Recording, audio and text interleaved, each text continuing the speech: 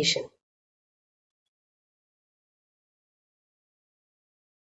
Yes, we will post the video and the Telegram link in the chat box. Kindly wait. So for the sake of everyone, let me explain the procedure of meditation. The meditation we do is called Ana-Pana-Sati Meditation. Ana is in breath, Apana is out breath, and Sati is being with that. So for the next half an hour, we will all be meditating together. The procedure is, if you're sitting on the ground, that is fine. Or if you're sitting on a chair or a sofa, please cross your feet. Clasp your hands one into the other like this. Remove your spectacles if you're wearing any. Close your eyes and observe your normal, natural breathing process.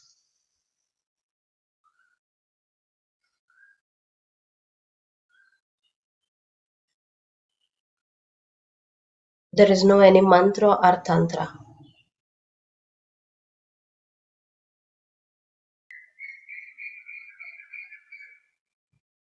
Our breath is our guru. Let us all be with our guru, the breath, for the next half an hour.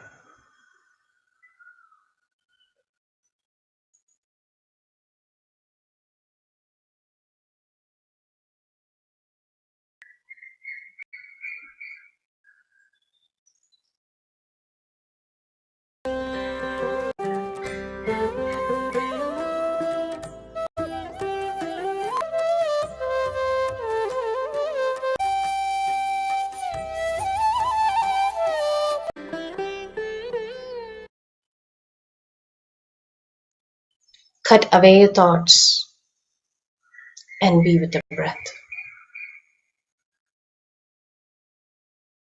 Our normal, natural, easy, soft, tender, and tranquil breath, my dear friends.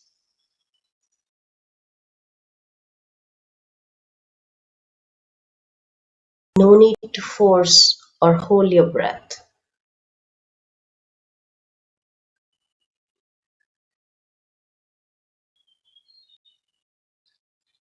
When we are with the breath, our mind gradually becomes thoughtless.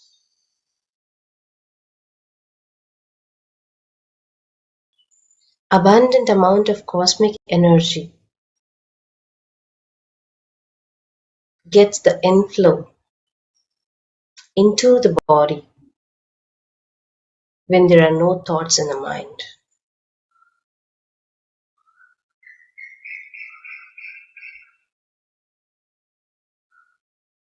Let us witness the no thought state for the next half an hour.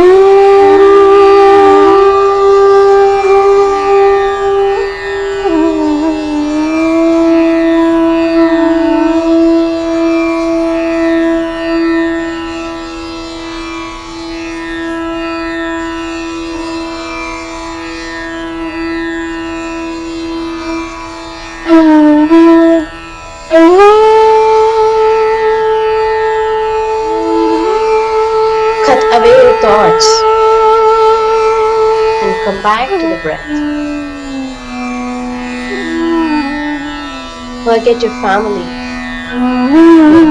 your friends, neighbors. This half an hour is only for you.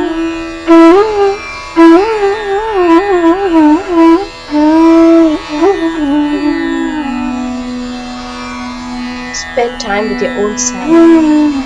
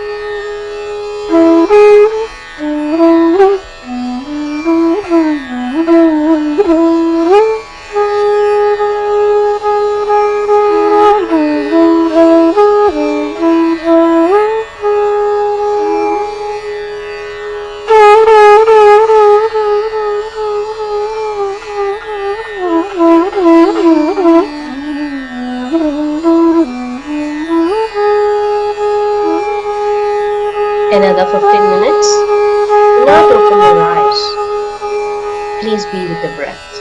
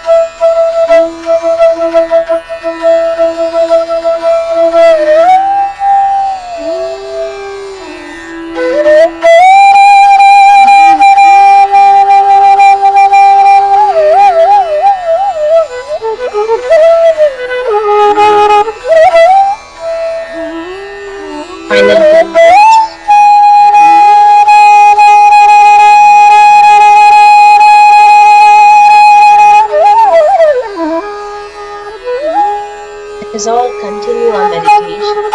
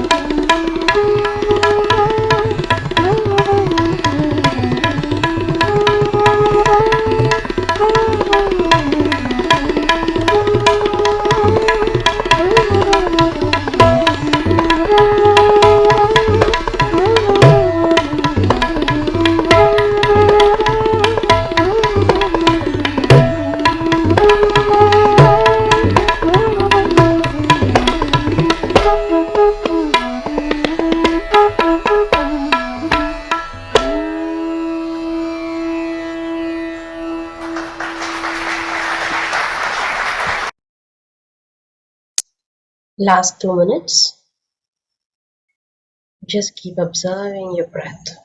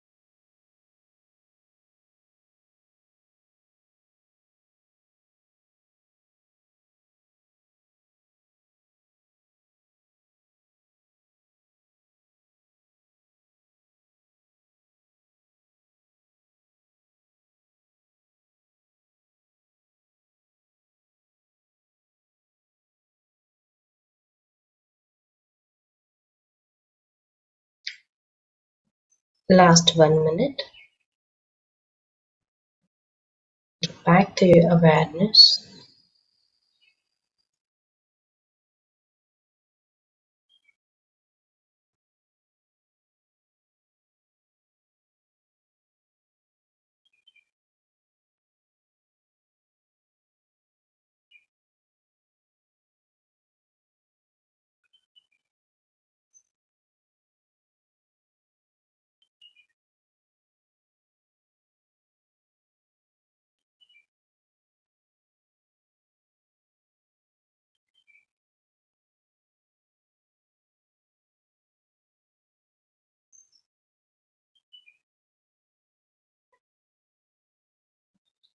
Ten seconds.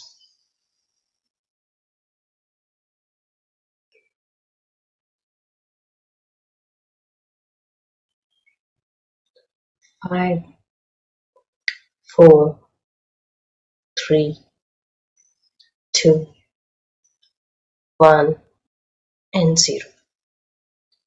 Slowly remove your fingers and place it on your eyes for 5 seconds. And slowly open your eyes.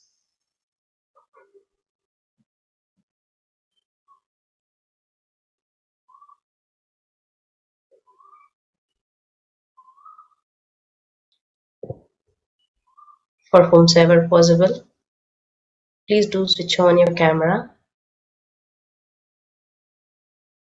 That would be much easier for the master, for whoever it is, to do the interaction. Thank you.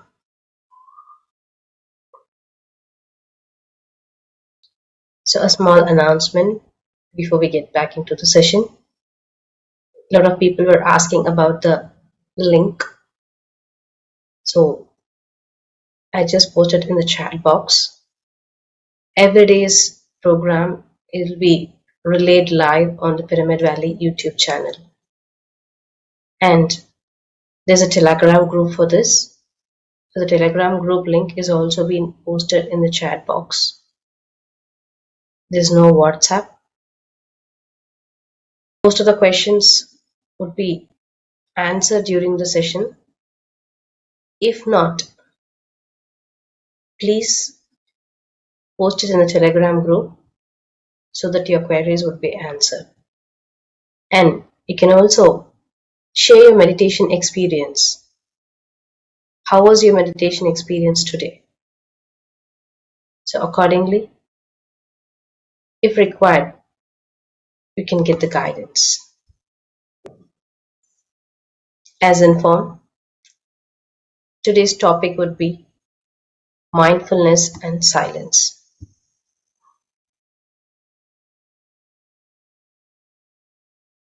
Tomorrow, we will be following the silence, and we would be learning about the importance of being in silence today from our master, Pradeep Vijay.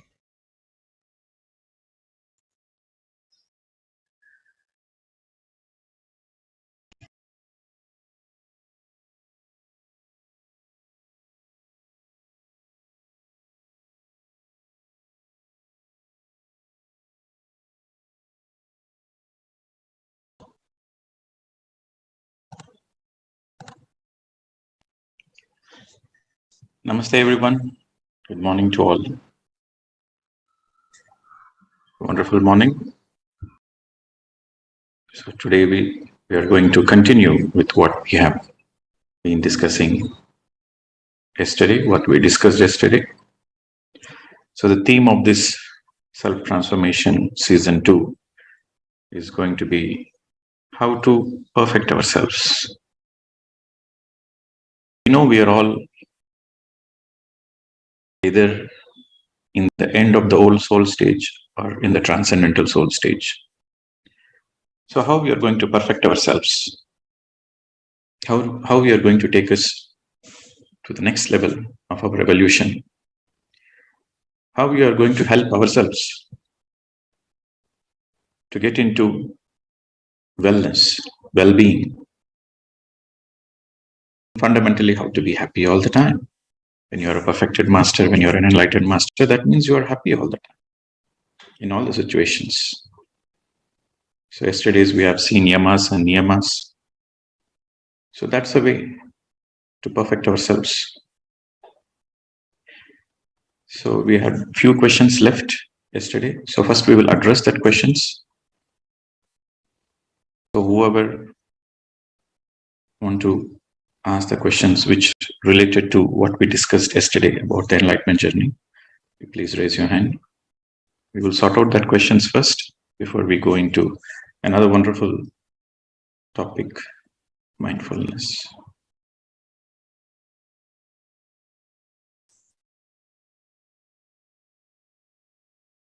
Whoever raises the hand, please come on the video.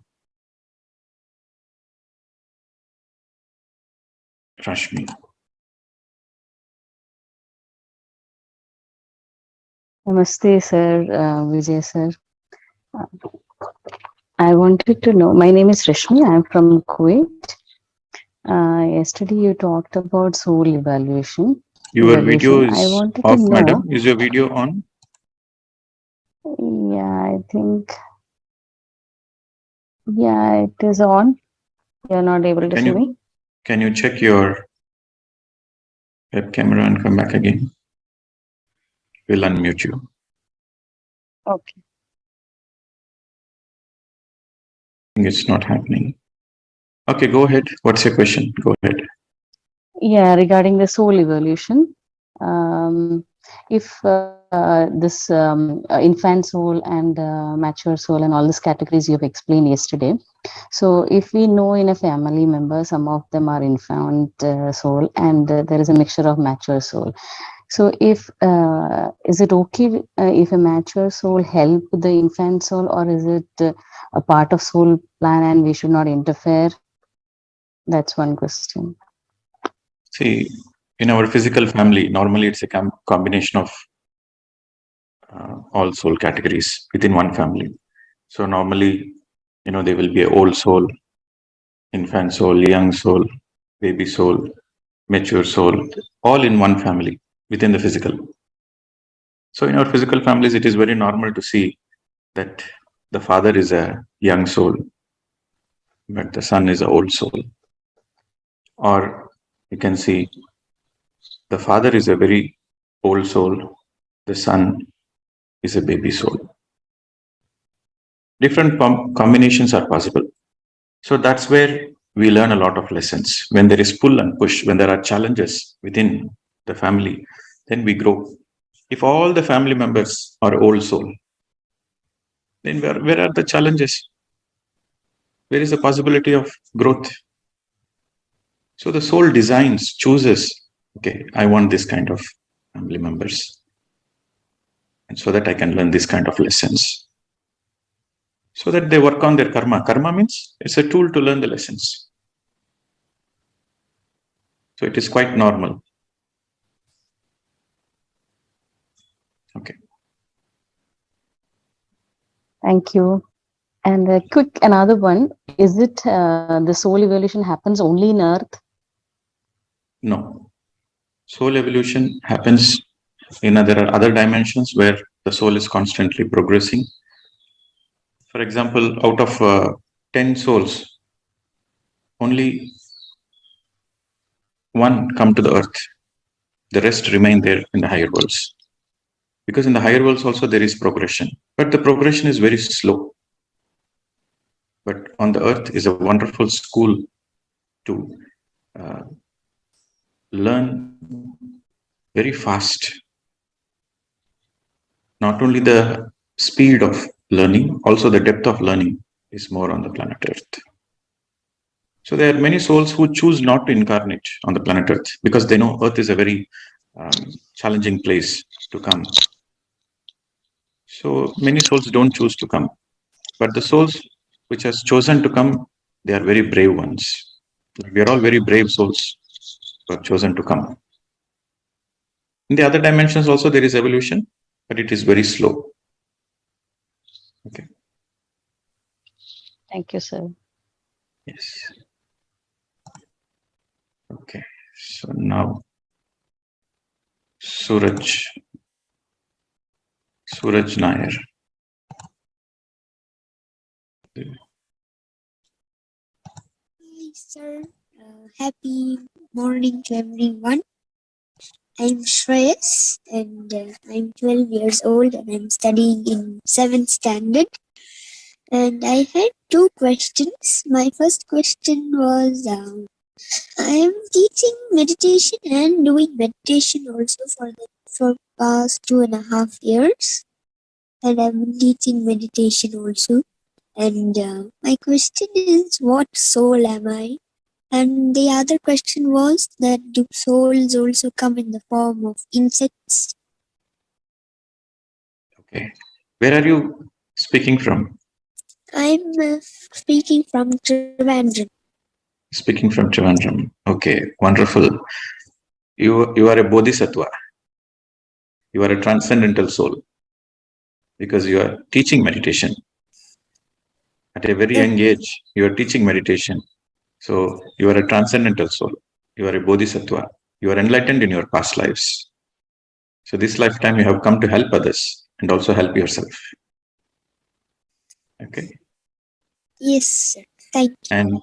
And insects also has consciousness, but they are part of the group consciousness. You should read the book A Soul's Journey.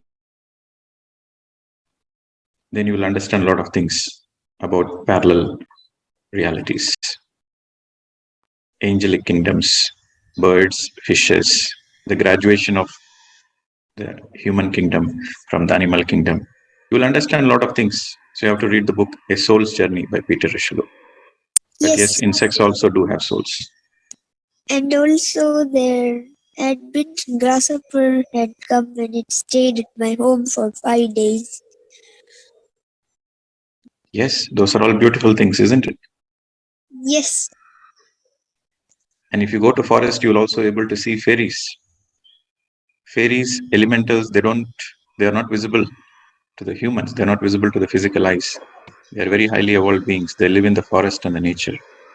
So when souls like you go, they want to appear to you. Thank you, sir. Yes, wonderful. Best wishes. So happy to see you. Thank you, sir. Hi Shreyas, wonderful to see you here. Hi, So, Charlie, ma'am. So he has been to Pyramid Valley and he has also given his interview about his spiritual journey. A wonderful kid. So, of course, we will listen to your experience with the Soul Journey book very soon. Thank you, Shreyas. Thank you, ma'am. Okay, next, Sweta. Namaste, sir. Yes, madam. I'm from Bangalore, sir. From 4 months, I'm practicing Ana-Pana-Sati meditation. This Ana-Pana-Sati meditation means we have to be with our in-breath and out-breath. But I am not able to find, I'm not able to find whether I am breathing or not. I'm not able to find that flow, air flow.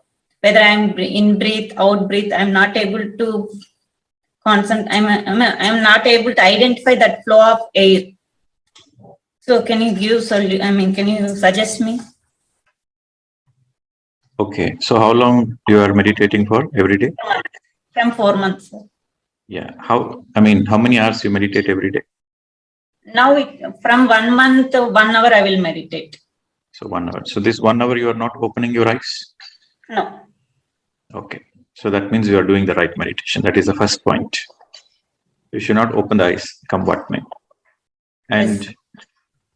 you are saying you are not able to feel your breath. Yes, sir. Okay, so if you don't feel the breath, then what you are feeling? No, silently I'm sitting. Some thoughts are coming. Just my focus, just I am observing here.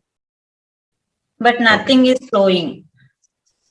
Nothing needs to flow as long as whenever the thoughts come, whenever you notice thoughts, whenever you notice thoughts, you just at that moment you come back to your breath. You start observing your breath at that time.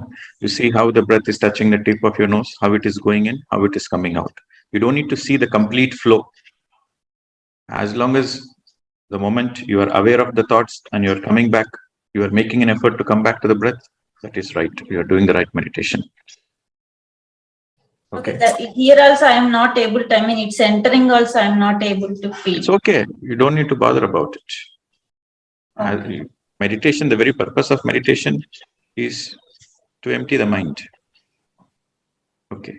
So the moment you notice any thoughts, that moment during the thought, when the thoughts are disturbing you, when you notice the thoughts, that moment you try to observe the breath. The rest of the time, enjoy the meditation. Okay. One more, sir.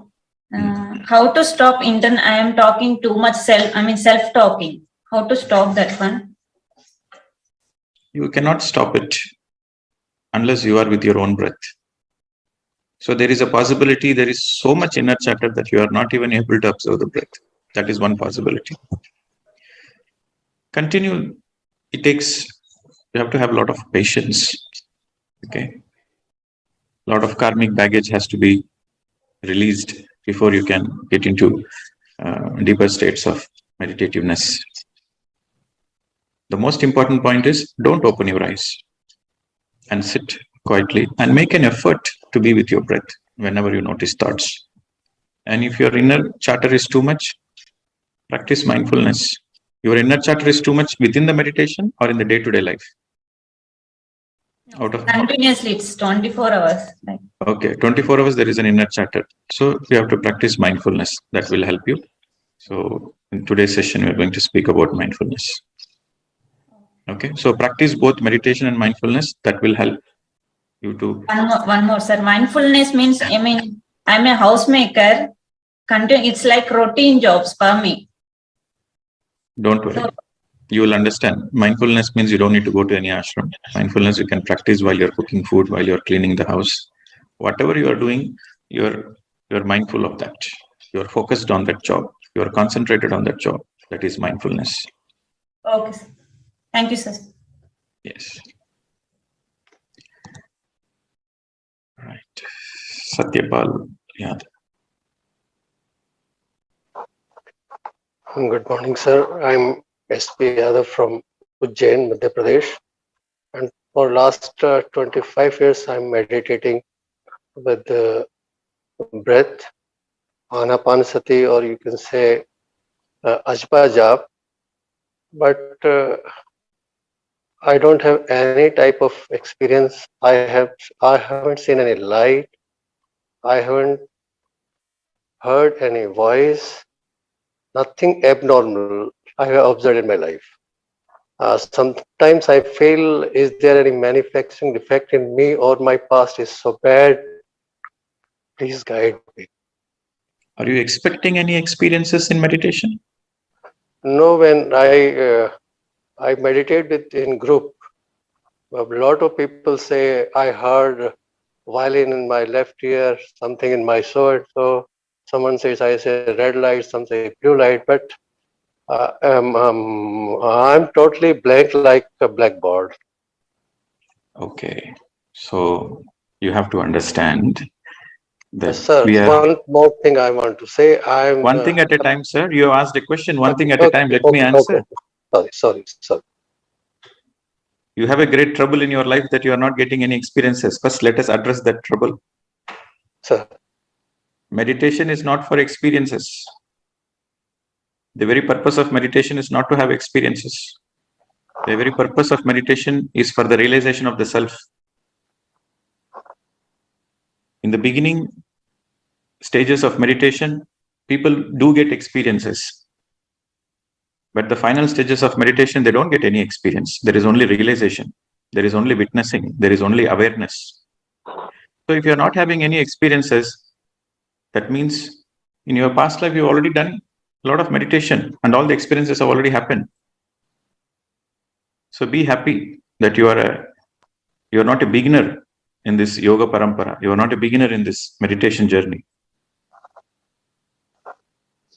You should be troubled if you are having experiences. When you are having experiences, you should be troubled. You say, I am sitting for meditation for my self-realization. I'm not able to experience that stillness. I'm not able to experience that awareness. I'm getting so many experiences. What should I do? So people should be troubled for experiences. Okay, so don't be worried about it. Experiences come and experiences goes. That's all for beginners of meditation, all those experiences. But once you reach a certain level of evolution in your meditation journey, then there is no more experiences. Thanks, sir. Thank you so much. Next one. What's your next question? Sir, I'm approaching 16 and 60, and जिसको हम आनंद कहते हैं बहुत कम है. It's not consistent. Naturally, until you are fully enlightened, until you are a perfected master, you will not be happy all the time. Naturally so. That's what Buddha said. There is dukkha everywhere. Sir. So that's why he has given the Eightfold Path. That's why he has given the Ana-Pana-Sati. So keep meditating, sir. Keep meditating and start working on yourself every day. And be kind on yourself. It takes time to become a perfected master. As you progress, as you are perfecting yourself, your happiness level keeps increasing. It is directly proportional. You are in the right path. Keep continuing. Do more meditation. Read more books. And integrate whatever you learned, integrate in your day-to-day life. Be open-minded. Be open-minded to learn from everything, from everybody. You are in the right path. Sir. So this 21 days season 2 is for people like you to increase your happiness levels, to perfect yourself. Sir. Sure, sir. Okay. I'll try my best, sir. Thank you. Thank you. Next, Anu. Okay, hi, good morning, sir. Okay, my question is, I have so much interest in teaching meditation. Where are you speaking from? I'm from Trivandrum, okay, in Kerala, right. So I have interest in teaching meditation.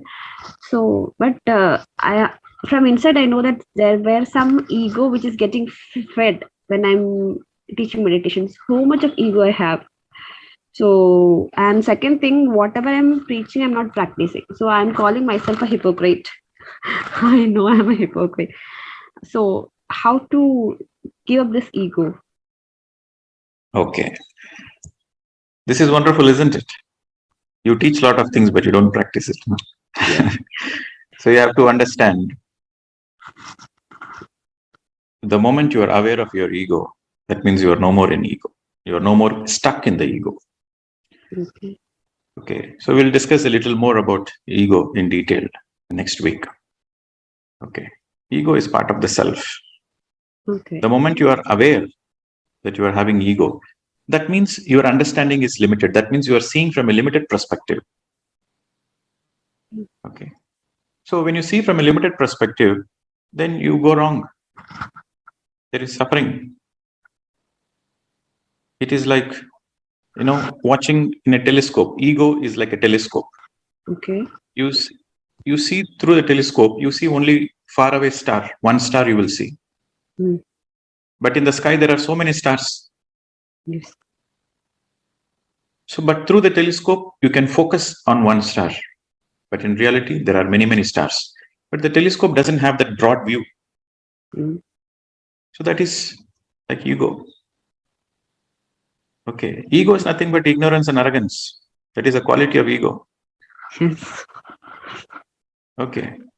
So when you are ignorant, we call you egoistic. Mm. And when you're arrogant, we call you egoistic. So ignorance and arrogance, these are the qualities of the ego. You don't need to control the ego. You don't need to suppress the ego. Just you have to educate the ego. You have to just educate the ego. The more you do meditation, the more you are educating yourself. Mm. Okay. So that is the spiritual practice. The entire process of the spiritual practice is to let go, to educate, to let go of the residues of the ego and to educate the ego. Mm. You will understand more about this ego thing next week. But Okay. for the time being, you just understand, the moment you are aware that you are having ego, Mm. you are helping yourself. You are no more stuck there. So many people, they don't know they are having ego. So they are stuck there. Okay. Okay. I That's the have first part. Mm. The one second more part, question. Okay. second Continue, part, sir. being a hypocrite. So there is a passion for you to teach meditation. I'm assuming there is a passion for you to teach meditation, and you're teaching a lot of things. Naturally, you will read a lot of books and you will listen to other masters, and you want to take a very good session. You want to impress the students, you want to impress the audience. So you will speak a lot of things. But when it comes to your own life, you may not be implementing everything. So that is the main advantage once you become a teacher. Once you become a teacher, it will pressure you, it will compel you to follow what you're doing, or else you cannot sleep happily. So this is the fastest way of learning. Unless you become a teacher, you are never a good student. Mm. And unless you are a good student, you can never be a good teacher. Mm. Okay. So the more you are teaching, the more you are helping yourself to grow. Mm. Because when you teach something and when you don't follow it, there is a lot of push from within. Mm. Okay. So that is natural for everybody. But Okay. one thing you have to be absolutely sure is teach only what you know. Teach only what is in your experience. That I'm doing, sir. What I do not know, I will not say. Okay. Teach only you what is in your experience, what is in your knowing. Teach only that. Okay. And whatever you teach, you try to implement it. Mm. Okay. Because if you're speaking great things and if you're not following that, then your inner consciousness will trigger you. You say, hey, what are you doing? And then the people around you, they are watchful. Right? Yes, So you are sir. helping yourself to be in the fast track of learning. So that's why we say, unless you become a teacher, you cannot learn great things. Okay. So a bodhisattva is a person who is enlightened, but is not perfected.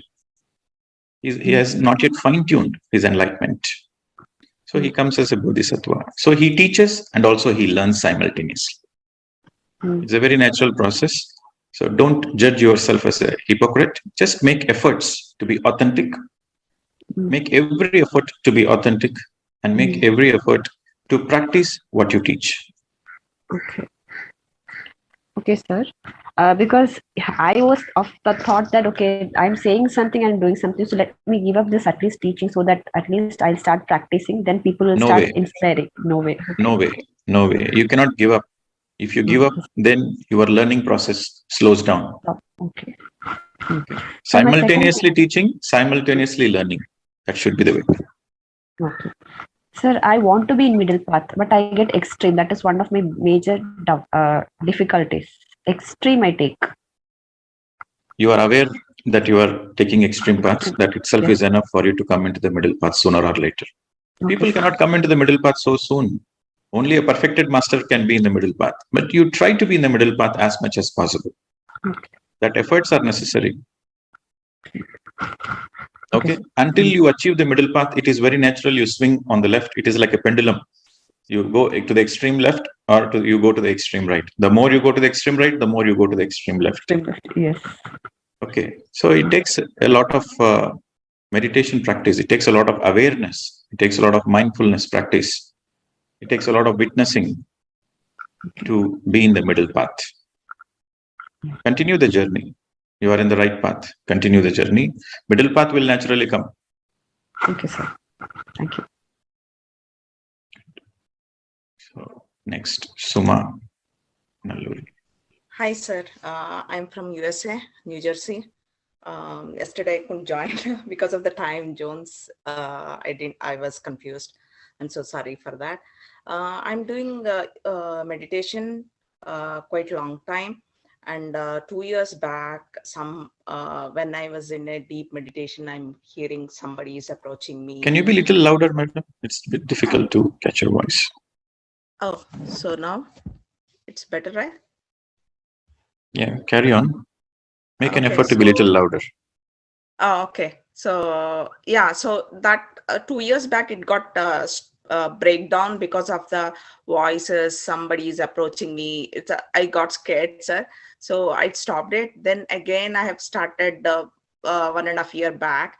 I'm going to deep meditation now, and daily 3 times, 1 hour each I do. But I'm getting a very severe headaches. So it is unbearable headaches. So I don't understand why it is happening like that. So why you need to understand? So because it is too much of headaches. So because suddenly 2 days before I was into very deep meditation and You see, you have to understand in the process of enlightenment. Okay, a lot of negativity comes out of ourselves, releases a lot of negative karma releases, a lot of karmic baggage releases. So meditation is not a journey where it's like happy and you are in the garden and there are rose petals and you are just like a fairy swinging along. No, meditation is a journey where you go through a lot of challenges, you go through a lot of hardships. But when I say challenges and hardships, I mean the karmic cleansing, letting go of the karmic baggage. Okay. Many people go through, different people go to different kind of experiences. But that is when you need to motivate yourself. When you are going through challenges in meditation, when there is abnormal body pain, severe headache, you feel like you want to drop it, you don't want to do anymore. So that is the moment you have to inspire yourself that something is happening to me. This meditation journey is transforming. Yes, right now I'm feeling the pain, but soon I will get over this pain. Before you can experience your own nectar, before you can experience your own nectar of your soul, you have to let go of all the poison also. All the poison comes out before you can experience your own nectar. Mm-hmm. So this is a natural process in meditation, not only for you, for everybody. They have to let go of their poison first. Mm-hmm. Okay. And I have so don't be disheartened. Do more meditation. You are going through a self-healing process. Oh, okay. So thank you so much, sir. And I have one more question. I'm not sure. So every time, whenever I hearing or any mantra I'm chanting, I'm feeling. Are you chanting mantra? Yeah. So sometimes when I do in the morning times, I chant Om. So when I do that, and after certain time, and I was started crying it. Sometimes these days I'm started crying in the meditation. I don't understand if any small things or any hearing, or I'm touching very easily, and I'm getting so my tears are rolling down. So For all that's your what. questions, the answer is the same. It is all a self-cleansing process, but you have to understand meditation means no chanting mantra. Meditation means you are with your natural breath. The moment if you are chanting mantra, you are using your mind. When you use your mind, you cannot empty your mind. That is a simple logic. By using the mind, you cannot empty the mind. So please understand the science of meditation. The science of meditation is no mantras, no visuals, no visualization, no expectations.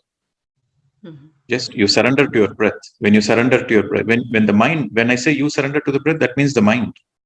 So when your mind surrenders to the breath by witnessing the breath, then naturally the witnessing happens. Your awareness increases. You experience your soul consciousness. So unless you still your body, unless you still your mind, you cannot experience yourself. But mind will make every possible effort to distract you. So you have to be aware of the mind. The very nature of the mind is to have expectations. And every expectation leads to frustrations. So be aware of the nature of the mind. Meditation is simply to experience your own self. It is for self-realization. That is the very purpose of meditation. Yeah. Meditation is not for anything else. Okay. Continue meditation without any expectations, without any judgments. Be kind to yourself. Let your mind surrender to the breath sincerely. The transformation in your life, then you might ask a question, how can I see the progress in my life if I'm doing the right meditation or not? How can I see if I'm progressing spiritually or not? Your progress in spirituality doesn't appear in your meditation. Your progress appears in your day-to-day life. How compassionate you are. How sensitive you are.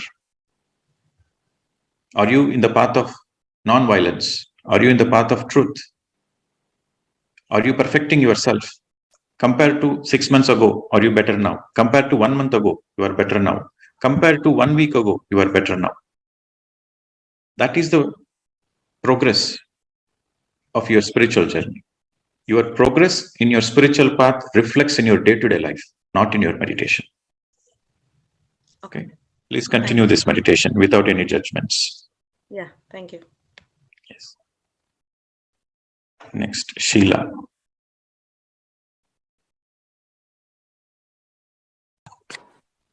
Hello, namaste.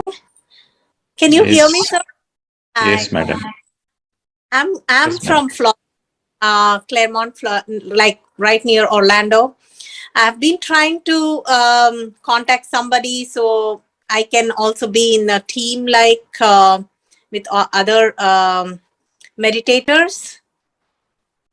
And my today's question is, whenever I sit for meditation, I'm fine until then, and then my nose starts tingling, and then I feel like I have to blow that, like, because I feel like I'm breaking the norm by, I'm not, I'm unfolding my hands when I try to blow my nose. But sometimes I go very deep and I'm fine. So I really don't know how to command my mind to stop my nose tingling so the meditation without moving or being still.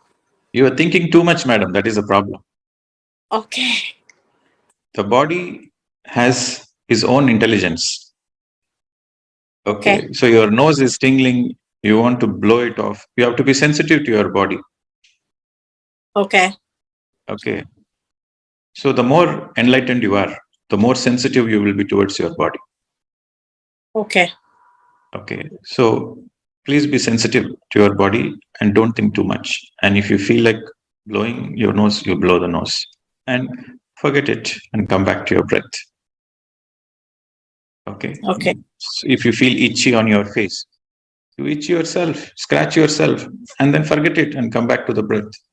You feel thirsty, drink water. I'm just giving you examples. You feel thirsty, drink water and then sit in meditation. So the preparation for meditation is very important. What is the preparation? You need to have the right mindset. Okay. Okay, the right mindset is you understand I am meditating to empty the mind. The very purpose of meditation, the very goal of meditation is to empty the mind. Yes. So you cannot use your mind to empty the mind.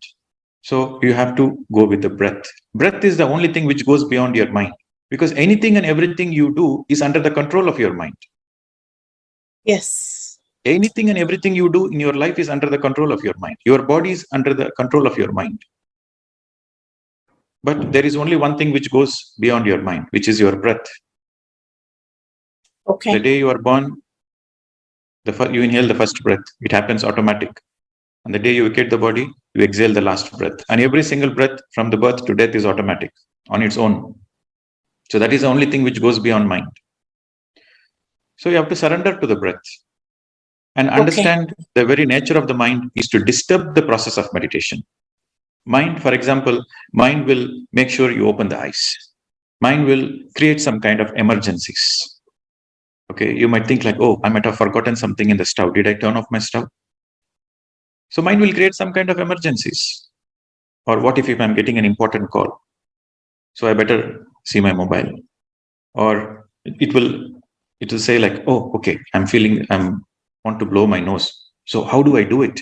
So instead of just simply blowing it off for a second, you start getting agitated. How do I deal with it? How do I control it? How do I program it? So this is the very nature of the mind, which will take you into the loop and the loop and the loop, so that you never empty the mind.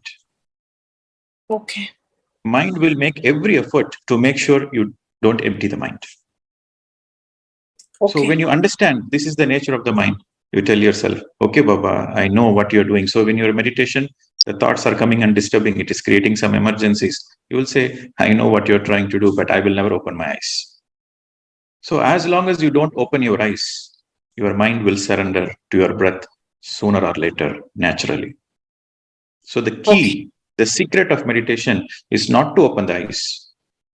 You feel itchy, you feel like moving your body, you feel stressed in your legs, you want to stretch your legs, hands, it's okay, that's absolutely fine. Stretch it and come back to the lock posture and continue meditation. But don't open the eyes. That is the only secret. Yes, I do not open the eyes, but I felt like maybe it's psychosomatic, because the minute I sit, first few minutes, it's like when they say stay still, I feel my nose is suddenly tickling and I feel sneezing and all sorts of things with something to do with my nose. So yes, that is how the mind works. That's why I'm saying be sensitive to your body.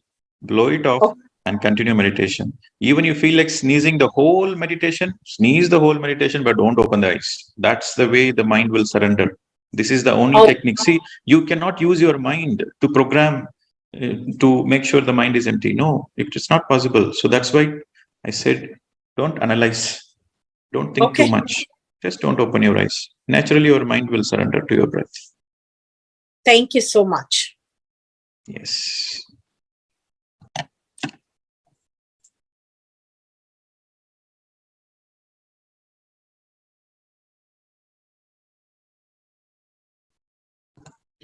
So we'll take this as a last question. Sheetal Agarwal. Morning, sir. Yes, you have come here also to ask questions. No, sir. Wonderful. Okay, go ahead. Sir, with more and more meditation, I'm getting more abundance and wealth, but simultaneously, I'm getting more ego also. And then it leads to suffering. And then I'm doing more meditation, then abundance, then ego, like that. It is how to break this loop. Enjoy your abundance and enjoy your ego. Ego simply means, as I told before, you are ignorant and arrogant. As long as you are aware you are ignorant, you are no more ignorant. As long as you are aware you are in arrogance, then you cannot be in arrogance. So be aware of your ignorance and be aware of your arrogance.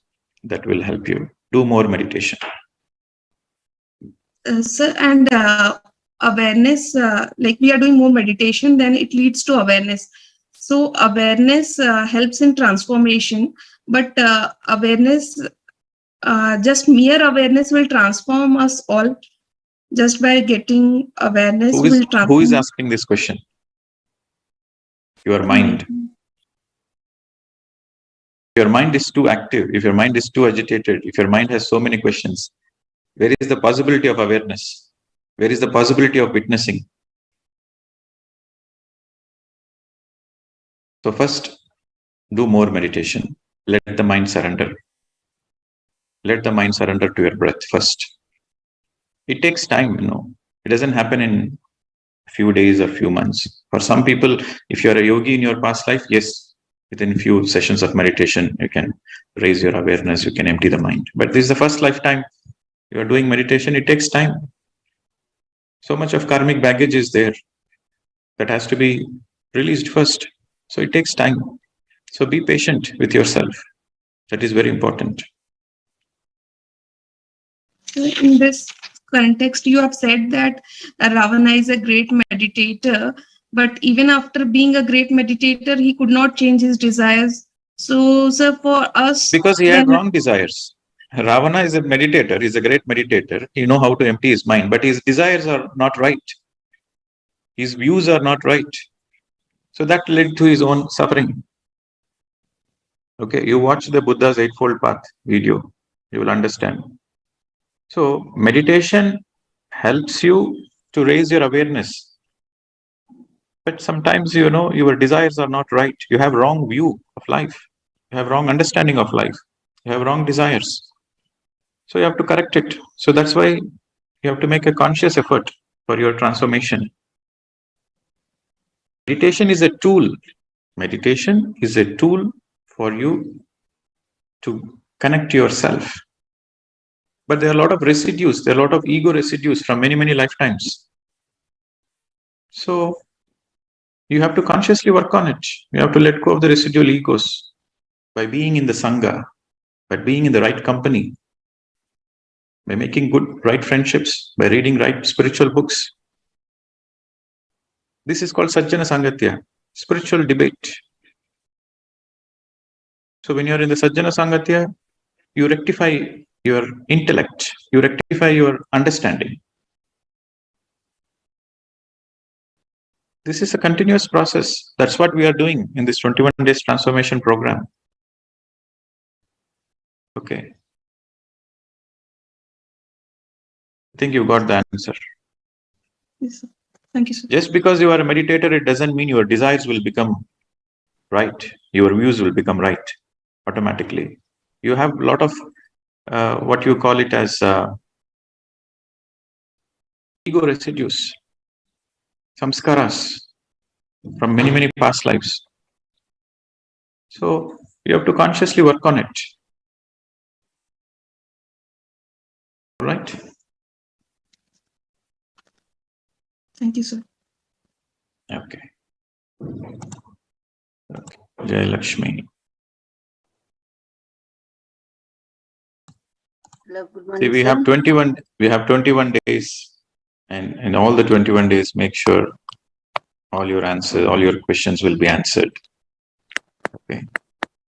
Yes, so this will be the final question. Yes, madam, go ahead. Yes, Where are good you morning, from? sir. Yeah, I'm from Sharjah, sir. Okay, Jai Lakshmi. Yes, madam, go ahead. Yeah. In our family, we see different types of souls, the way they react, and how should we deal them? Just we meditate and accept them as they are, or should we advise them? You feel like advising them? No, I don't know whether. Do you think if you advise, they will listen to you? I don't think so. So then you know the answer. It is very natural. See, you have to understand everybody is right in their evolution. Okay. This is the most important point. Everybody should understand. We think we are right and others are not right. That is a problem. But everybody is right according to their own evolution. Ravana is right according to his evolution. Okay. Rama is right according to his evolution. So everybody is right according to their evolution. Then you might ask the question, then if everybody is right, then why should we meditate? Why we should be in the spiritual path? We are in the spiritual path because we know that we are suffering. We want to come out of the suffering. We want to come out of the dukkha. We want to come out of the ignorance. We want a happy life. So, if you want happiness in your life, then there is something wrong inside you. So, you try to change the inner. So, when the desire comes, I want to live a peaceful life. I want to live a happy life. I want to celebrate my life. When that desire comes, then your enlightenment journey begins. It doesn't begin for all the people. It doesn't begin for a young soul. For a young soul, he's more interested in power, name, authority, fame. He's least bothered about happiness or enlightenment. He thinks the happiness comes from power. He thinks the happiness comes when everybody respects him. But sooner or later, he will understand that he's still empty. Only a old soul comes into this self-realization process because they are looking for ananda. They're looking for moksha, freedom. Freedom from what? Freedom from your own suffering. Who created that suffering? You yourself created that suffering. Okay. So, everybody is right according to their evolution. And organically, everybody will progress. Every Ravana will become a Rama. Yesterday's Ravana is nothing but today's Rama. Today's Ravana is nothing but tomorrow's Rama. So everybody is progressing. Don't judge anybody. You just focus on yourself. Let your family members be in whatever level they are in. Are you happy in life? If you are happy in life, that means you have worked on yourself. If you are not happy in your life, that means there's still a lot of work to do on your own self. Right? As simple as that. So we are here for this self-transformation. The title is self-transformation. If you are already perfect, what is the need to transform? So we are in the process of fine-tuning. So we are transforming ourselves. It is a constant process. It's a constant process. It takes many, many lifetimes. Okay. So you should have trust, patience. Be in the right path. The river is already flowing to the ocean. You have to just make sure you are in the path. That's all. The path will eventually lead to the ocean, to the enlightenment. Go with the flow. Be a vegetarian. Do meditation. Read spiritual books. And do as much service as possible. That's all. You are in the path. That will eventually lead you to the perfection of yourself. Okay, madam. Oh, thank you. Yes. All right, friends. So we thought, okay, today is 7:30. Every day it is. We think like we'll finish off by 7:30, but shooting up. Is it okay, Shalini? We continue. Hopefully, yes. So it's a weekend. I think people can stay. Okay, so it's the more the question of not people can stay. It's the more the question of is it possible technically? Yeah, I think another 15-20 minutes. 15-20 minutes. No. All right, 15-20 minutes is not possible. It's too short. Oh. So what I'll do is I will probably take mindfulness today. It's a very important topic. So I'll speak about mindfulness today. And tomorrow I'll speak about silence. Yeah. Okay, so mindfulness. Hope you're able to see my screen. Yes. Okay, mindfulness. What is mindfulness? Why mindfulness is important? Mindfulness and meditation both goes hand in hand. It's like the feathers, two wings. It's like the two wings of a bird. One wing is mindfulness, the other wing is meditation. It's like the two wings of an eagle. The specialty of an eagle is it goes beyond the clouds. It flies so high. So no weather conditions can affect an eagle. It goes beyond It flies so high, higher than the clouds.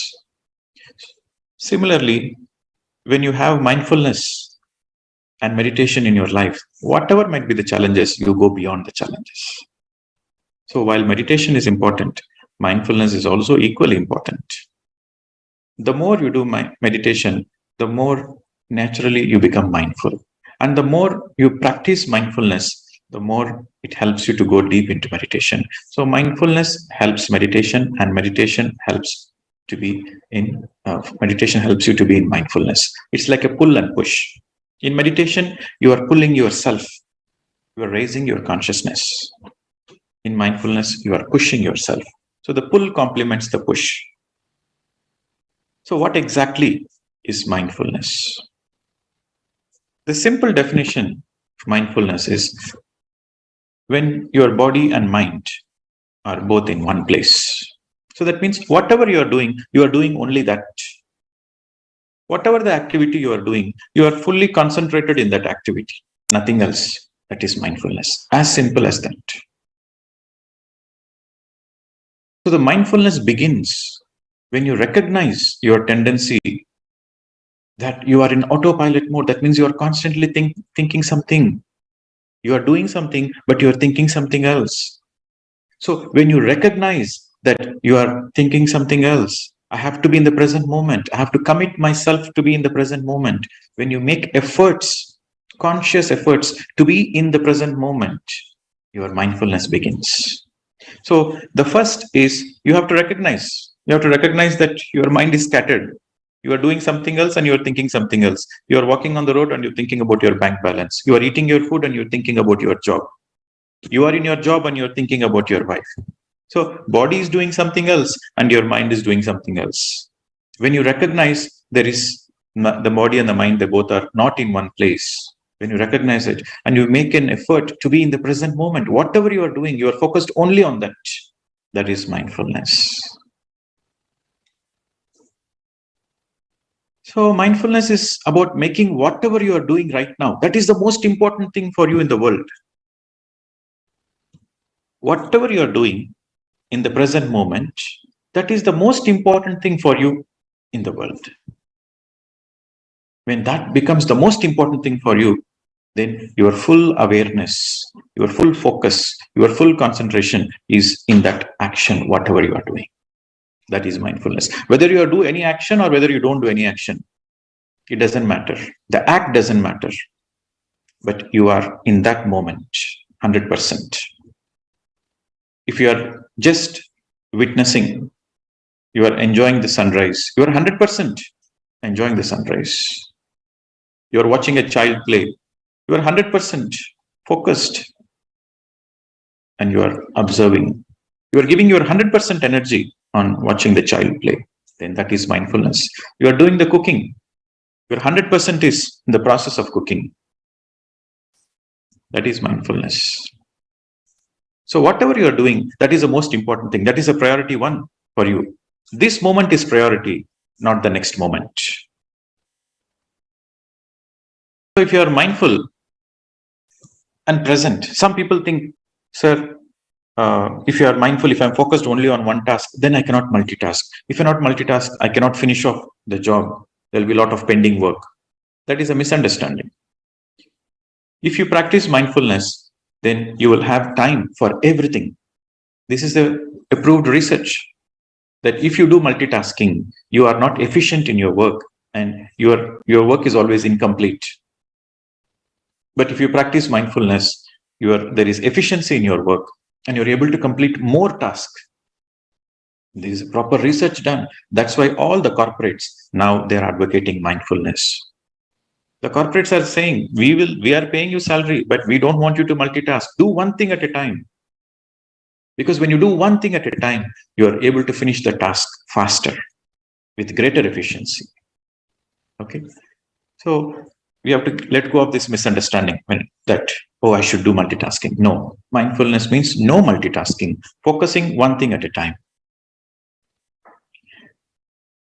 So mindfulness again, when you practice mindfulness, there is an awareness which arises from that practice of mindfulness. You have to focus on whatever you are doing. And while you are focusing on that, there is a certain awareness which happens within you. Any work you do mindfully, you will not lose energy. This is very important to understand, my dear friends. Any work you do mindfully, you will not lose energy, but rather you will gain energy. Okay, because there is a certain awareness which arises when you pay attention, when you are no longer on autopilot. You are paying attention consciously, purposefully, on purpose. You are using your free will. You are using your choice. No, I want to focus on this. So you focus on a particular task using all your free will, and you are completely in the present moment, and you are non-judgmental. That is very important. So non-judgmental means, for example, you are doing some repetitive task, or you're doing some task which you may not like. So then there is a lot of judgments within you. So it creates a lot of thoughts. These judgments, these unconscious judgments, most of the people are not even conscious of their judgments. It's very subtle. So these judgments, it creates a lot of thoughts. And that means you are not mindful there. So you are not able to accept the present situation, whatever the situation, whatever the present moment it is, you are not in the acceptance mode. So mindfulness means there is absolutely no judgment of whatever you are doing. You are totally being in the present moment. You are accepting the present moment, and you are becoming aware of even the subtle thoughts within you, and you become a witness to that. So once again, I repeat, mindfulness is the awareness that arises from paying attention on purpose. You are paying attention on purpose, and you are totally in the present moment, and you are being non-judgmental. So mindfulness is a great tool to raise your awareness. Meditation helps you to be aware of your breath. When you are closing your eyes, that is meditation. You close your eyes and become aware of your breath. That is meditation. Mindfulness is open eyes and you are aware of whatever you are doing. Totally, 100%. In the present moment, you are using all your willpower. You are using your free choice. It is your choice that I want to focus on this work 100%. I want to give my 100% energy on this task without any judgment. Completely accepting whatever the task you are doing, whatever the present situation you are in. Then a certain awareness arises. And that awareness helps in liberation. Liberation from your limitedness. Freedom. Liberation means freedom. Freedom from your own suffering. Now, being mindful is to be in the present. What is a present? A present is like a gift, right? So you are gifting yourself. You are presenting yourself. In meditation is the greatest gift. You give it to yourself. Meditation is the greatest gift. You give it to yourself. Mindfulness is the greatest present. You can give it to yourself because you are in the present moment. You are being mindful in the present moment. So that is a present for yourself. Now, what are the qualities to practice mindfulness? These are the attitudes, If you don't have this attitude, if you don't have these qualities, if you don't cultivate these qualities, then it is not possible to practice mindfulness. And meditation is easy. Mindfulness is little more challenging. So it takes time. So with more and more practice, you can master the mindfulness. And once you have mastered mindfulness, then your awareness is on the peak. So once again, meditation, the more and more meditation you do, the more it helps you to be mindful. The more you practice mindfulness, that means you are making meditation as part of your life. Every moment you are meditative, that simply means you are mindful of every moment. Your awareness level is so high. You're so mindful of everything happening. So that means you become meditative. Your life becomes meditative. So the qualities to practice mindfulness is acceptance. This is the first quality. See, these are the qualities which we are going to discuss. You need these qualities to practice mindfulness. And the more you practice mindfulness, the more the same qualities gets developed. So you need a certain acceptance. You need certain open-mindedness to experience greater awareness. This open-mindedness is very, very important. So the more you have this acceptance and the more you practice mindfulness, the more it helps you to have greater acceptance in your life and being non-judging, non-judgmental. So that means you are impartial. You are not judging anything. You are just a pure witness without any judgment. Patience, no multitasking attitude. Absolutely patient.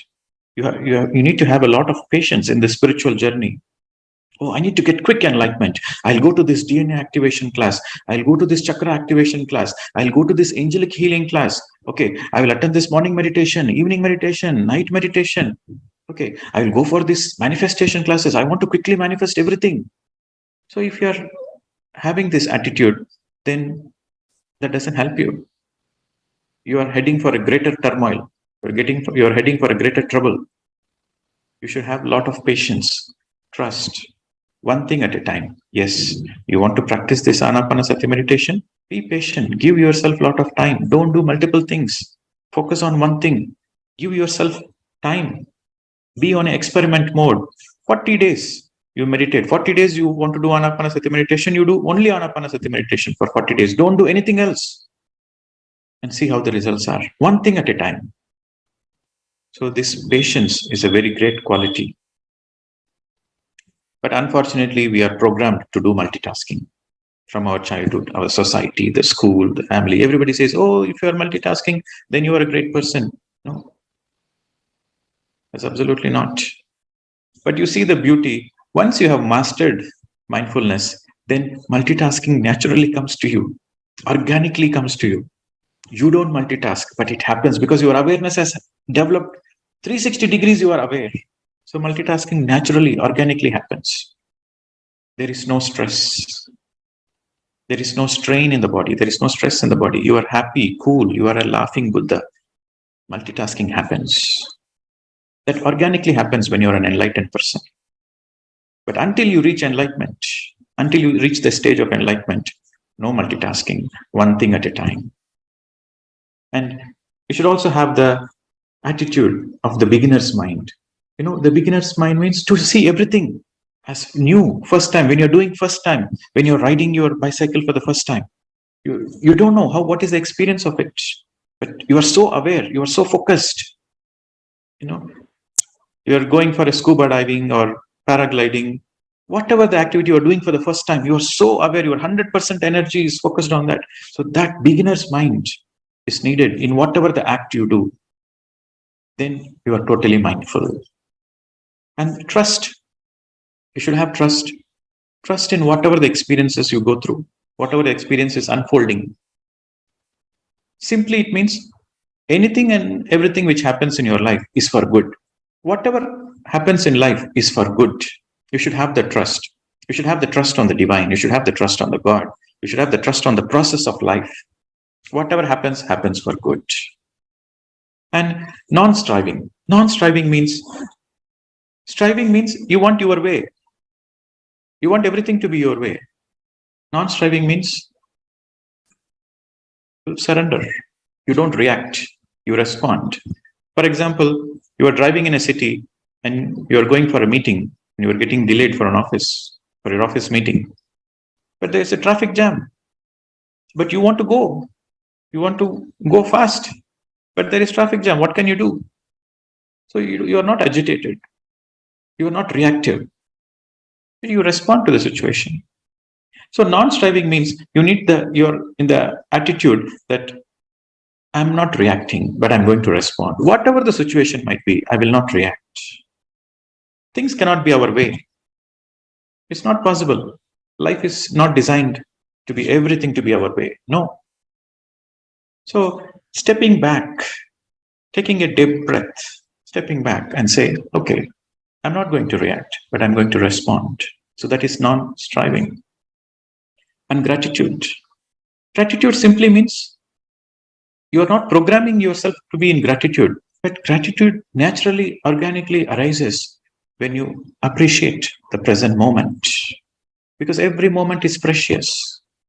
When you see the child's eyes sparkling, when you see the child smiling at you, and you are totally in that present moment, witnessing the child's eye, the sparkling eye, the smile on the face of a child, that is a precious moment for you. So, if you practice mindfulness every single moment, your life becomes precious. Every moment becomes precious. And letting go. We all have perceptions, ideas. We all have a lot of ideas because we have gone through a lot of experiences and we have a lot of perceptions about many, many things. We have a lot of ideas. And unless you let go of all your perceptions, you let go of all the ideas, you are not ready for the new. You are not ready for the new experience. So this letting go attitude, every moment there is something new. Yesterday, some bad experience happened, but today it cannot be the same bad experience. You change your perception. You are no more stuck to the past. You are open-minded for the new, and you are optimistic about it. So letting go means having a certain optimism, letting go of all your old ideas, old perceptions. You're always optimistic. These qualities of acceptance, non-judging, patience, the beginner's mind, and trust, and non-striving, and gratitude, and letting go, these qualities are very much essential for you to practice mindfulness. But the beauty is, the more you practice mindfulness, the more you are perfecting these qualities, the more you are developing these qualities. And when you perfect these qualities, you are a perfect master, you are an enlightened master. So we have to check ourselves in our life. Are we having the complete acceptance, open-mindedness, or greater awareness? Are we non-judgmental? Are we having a lot of patience? Are we having trust? We see everything in the positive light. We trust whatever happens, happens for good. And we are in gratitude every single moment. So these are the qualities of a Buddha. So the more you practice mindfulness, the more you are perfecting yourself. You become a perfect master. A perfect master is nothing but you are in Buddha consciousness. You are in Christ consciousness. This mindfulness activity is what you are going to experiment in your life for the next 21 days. Very simple. Whatever you do, you are 100% focused on that. You are cooking, 100% focused on that. Yes, it takes a little bit of effort in the beginning. You have to use your willpower. You have to use your free choice. Yes, I want enlightenment. I will be focused in this present moment, come what may. You should have this attitude. Anything and everything you are doing, you can be mindful. For example, you are drinking water. You are drinking a glass of water. Close your eyes and enjoy the process. Be totally mindful of you sipping the water. You are eating food. Be 100% mindful. See, the beauty is if you are doing mindful, any task you are doing mindful, you feel, oh, that is the first time you have done. For example, if you are having a mindful food, you are having a mindful breakfast or lunch, you feel like, wow, I feel like this is the most delicious food I ever had. See, it brings a certain freshness, newness to whatever you do in mindfulness. You do this experiment when you're eating food. Be completely mindful. Enjoy the aroma, enjoy the taste. Be in the space of gratitude for the farmers, for the nature, for the cook, for the cooks who have cooked that food, for the people who served you that food. Or if you're cooking yourself, be in gratitude that you cooked a delicious food. So then you'll see the food is the tastiest. You would have never eaten that food in your entire life. So much tasty food. So any task you do mindfully, for example, you're doing a mindful walk on the garden.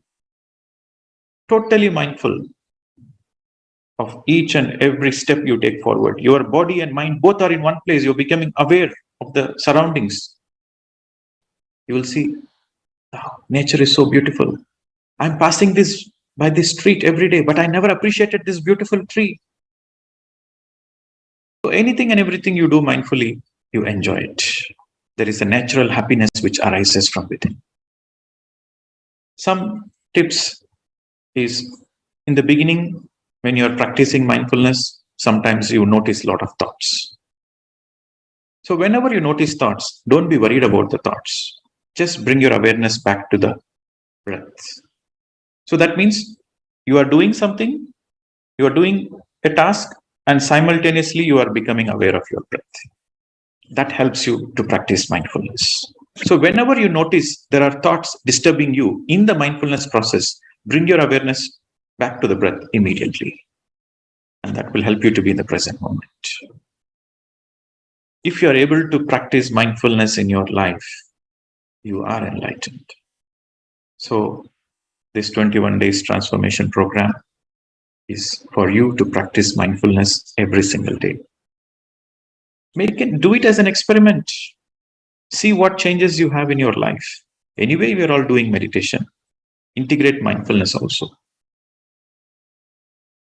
Friends. So tomorrow is a Sunday. You can practice mindfulness and also silence. So tomorrow we'll take the session on how to practice silence. But actually we have discussed about silence in the previous season 1. So please go through that video, The Power of Silence. And tomorrow we'll practice silence. And tomorrow there will be no presentation. So we'll be totally silent. And for the newcomers who don't know how to practice silence, please go through the old video and practice silence, mauna, and practice mindfulness. And tomorrow we are going to do intense meditation. Tomorrow we'll do crystal meditation. For 90 minutes, we'll do crystal meditation. Experiment. Tomorrow, one day is going to be experiment. Every Sunday is going to be a wonderful experiment for you. Experiment of what? Experiment of being in mauna. The more you practice mauna, the more it helps you to be meditative. The more you practice mauna, the more it emotionally heals you. Your emotional healing happens when you practice mauna. A lot of frozen emotions comes to the surface and releases. It's a great spiritual practice. Mahatma Gandhi used to practice mauna 1 day per week so that he got so much energy, so much his willpower increased for the freedom struggle. He said, come what may, I'm not going to give up. The mighty British Empire surrendered to the Gandhi's vision and we got freedom. So we can all do it. If Gandhi can do it, why can't we do it? So when you do silence, when you practice mauna, you conserve a lot of energy. And this precious energy is necessary for you to progress in your spiritual journey. So when you practice meditation, you get a lot of energy. When you practice mindfulness, you conserve a lot of energy and increase your energy. When you practice mindfulness, you conserve a lot of energy and increase your energy. Mindfulness and mauna is to conserve your energy. Meditation to amplify your energy. So this precious energy is necessary for our spiritual evolution, for our enlightenment. We're all energy beings. The more energy we have, the more happiness we have in our life, the more awareness we have in our life. Okay, friends? So let us do this, consciously do this experiment tomorrow. And if you have any questions, write down your questions and we'll take your questions on Monday. And tomorrow, when you are practicing this mindfulness, make sure you are doing the journaling. Because when you're practicing mindfulness and when you're practicing the silence, a lot of emotions come up. Disturbing emotions might come up. So it feels like it motivates you. No, I need to speak to somebody. Because the agitated mind is like a chatterbox. It wants to speak. So don't fight with your thoughts when you're practicing mauna. Just journal it. Whatever is the thought, whatever is the troubling emotion or the troubling thought, you write it down in the book. And I'll say, yes, I have written it down. I'm going to address you. But right now, I'm not going to entertain this thought. So that will help you to take the burden off you. All the disturbing thoughts, the disturbing emotions are no more troubling you because you have journaled it. Okay. Thank you very much. We'll again see you tomorrow for an intense meditation session. Namaskar. Thank you, Pradeep. So today we learned a lot about the mindfulness, and a happy challenge for every one of you for this weekend. So start practicing the mindfulness. And of course, as mentioned, there's a session about the power of silence, which was covered in the season 1. So it is available in the Pyramid Valley YouTube channel. And we have also posted the Telegram link. So we'll plan to post that video in the Telegram link. So you can just have a look into it. So whoever has been watching this program on the YouTube channel, for the Zoom details, we have registered the link in your chat box. So please have a look into it so that you can get the Zoom details on your email ID. Thank you everyone for staying here till 8 o'clock and have a good day. Meet you all tomorrow at 6 a.m. Indian Standard Time. Thank you.